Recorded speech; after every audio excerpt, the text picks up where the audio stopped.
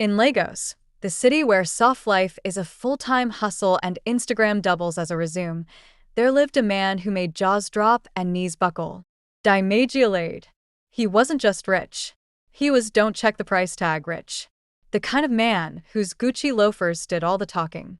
Every Friday, he pulled up to lounges in a new G-Wagon, the license plates always cocky.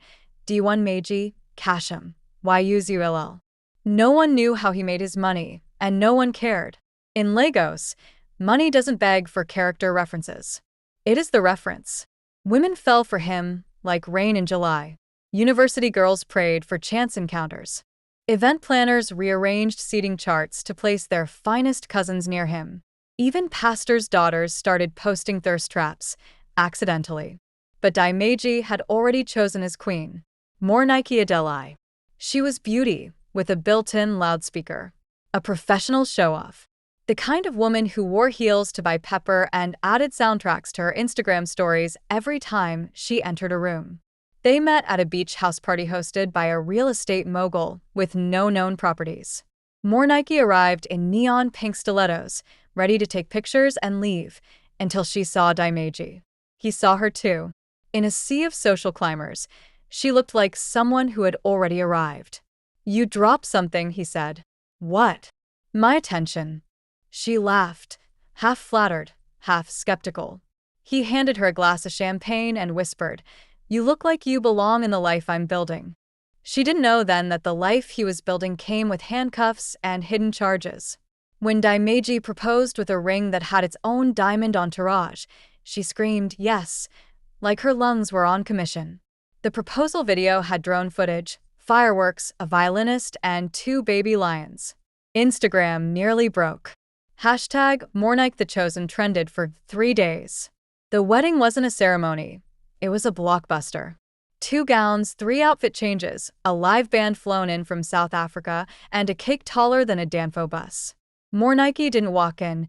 She descended from a crystal platform with a fan blowing her veil like a Beyoncé concert. Guests didn't eat, they documented. The souvenirs? AirPods and custom perfumes that read, "Property of Mr. and Mrs. Alade." By Monday, Mornike's followers tripled. She became the poster child for answered prayers. Every caption was a jab at the less fortunate. "My husband said I needed to relax, so he flew me to Istanbul for breakfast."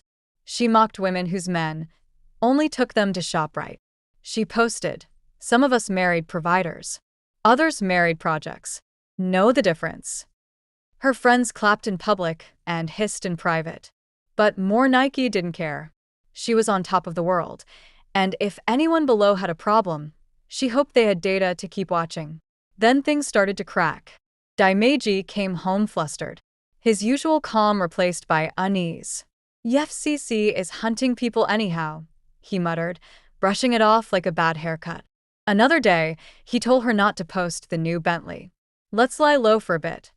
She laughed. "Lie low? For what? Is it illegal to be blessed?" He gave her a look sharp enough to slice through filters. She dropped the phone. What she didn't know was that the Economic and Financial Crimes Commission had been watching Dimeji for months. They had flagged suspicious transfers, linked shell companies, monitored crypto wallets, and received tips from disgruntled former associates. A quiet investigation had turned into a ticking bomb. The EFCC had drones over his estate, informants in nightclubs, and a forensic team connecting the dots. They watched him spoil Mornike with designer bags and soft life, while his bank records whispered another truth. It was a chess game, and the king was cornered. One evening, just before dinner, his phone rang. He didn't answer. Instead, he looked at her like someone memorizing a final goodbye. "Whatever happens, just remember I love you." She blinked. "Are you drunk?" Then, the gate exploded. Screams. Sirens. Armed men swarmed the compound like ants on sugar. EFCC. They entered with bulletproof vests and confidence that screamed, "We came prepared." Mornike froze. Her Louis Vuitton slippers felt like concrete. Dimeji didn't resist. He raised his hands and said calmly, "Na time remain." They read out his charges: drug trafficking, money laundering, racketeering. She barely heard the words. Her ears buzzed like a broken speaker. They handcuffed him beside the pool she always posted in her soft life Sundays. Blogs went wild. Dimagiolade, drug lord and designer? Old tweets resurfaced. Cryptic posts from ex-friends finally made sense. Mornike's followers became digital prosecutors. Soft life built on drugs? SMH. Her friends mocked her. Some people marry for money and end up hiring lawyers. Who go post-breakfast in Paris now? She cried until her lashes peeled off. 2 weeks later, she visited him. Prison didn't smell like wealth. It smelled like regret, rust, and reality. Daimagi looked smaller without his chains and Rolex. "I didn't want this for you," he said through the bars. She stared at him. "You didn't think I'd find out eventually? I thought I'd wash my hands clean before it caught up with me." She clenched her jaw. "You married me into a lie." "I married you because I loved you.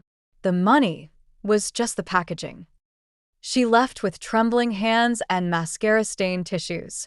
The EFCC froze everything. She moved in with her cousin in Suralere. The once untouchable Mornike now sold thrift wigs online and dodged whispers at every buka. She reached out to brands for influencer gigs. They all politely declined. She pawned her wedding ring. It wasn't even pure gold. Just like her marriage, gold-plated lies. At a cafe, she bumped into her old clique.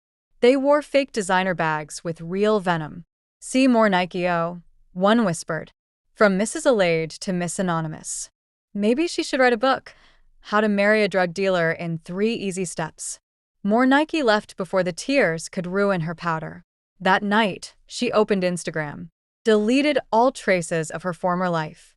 Then she posted, "To every woman watching me fall, I pray you never marry a nightmare in designer shoes. The man I married gave me everything. Except the truth. Shine, but shine with sense." No emojis. No hashtags. Her phone buzzed. Not with ridicule, but support. One message stood out. "I run a women's nonprofit. Let's talk. We need your story." 6 months later, Mornike was giving talks at conferences. She started a podcast, Shine with Sense, sharing raw stories of women who chased glam and nearly lost themselves. Her page grew again, but this time with purpose. After speaking at Unilag one day, a girl approached her. "You were Mornike the Chosen, right?" She smiled. "I was. Now I'm Mornike, the Awakened." The girl grinned. "I want to shine with sense too." She walked away with her heart full. No Bentley, no designer shoes, but peace of mind? Priceless. Moral of the story: not all that glitters is gold-plated truth. If a blessing needs to be flaunted to be believed, check if it's hiding a curse. Shine, but shine with sense.